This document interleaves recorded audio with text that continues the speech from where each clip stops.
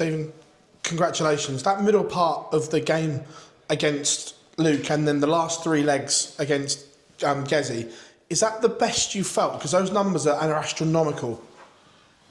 I actually feel like in patches throughout the Premier League I've been able to produce numbers like that. Sometimes you feel like you can just put the darts in the treble 20, which is crazy to say, but listen, when you're in the Premier League, everything's magnified, you're playing the best players in the world, and unfortunately you can't win every game. It's impossible. There's only going to be one winner at the end of the Premier League, but to be a part of it is a huge honour. To finish 5th is a huge honour, better than I've ever done.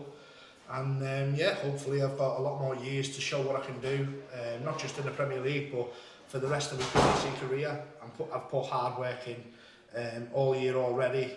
The fan base is growing all the time, and listen, thanks to the fans tonight, to my management, my sponsors, and to my family for being here as well.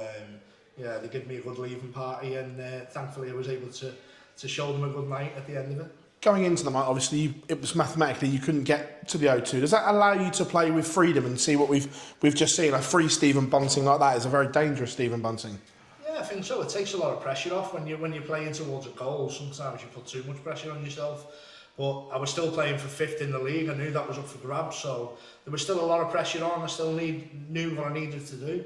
And thankfully I was able to do that, and to produce the numbers I did, to produce the darts, the 180s, the big finishes, and be some of the greatest players on the planet. Yeah, it's a massive pat on the back for myself. The game against, obviously, Gezi will be marked by the idiot in the crowd, and we've heard Wayne talking that you and Gezi both refused to restart the game until that fan was removed. Is that a refreshing thing that players are now taking a stance on it, and is that the way to go forward, you feel? Yeah, I think so. I think, obviously, Gezi pointed it out. He actually seen the guy who was doing it.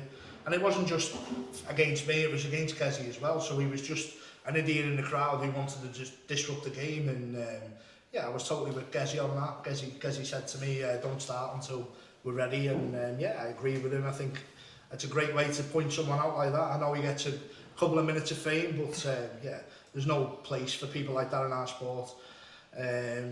Cheer as much as you want, shout as much as you want, but to boo and to whistle is unacceptable in my opinion, and Gezi's opinion, and yeah, people like that shouldn't be allowed in here. And again, it's just a nice reminder to the whole of the world that Stephen Bunting can beat anyone and lift major titles. Yeah, of course, and other big formats, other small formats. I know I can do it.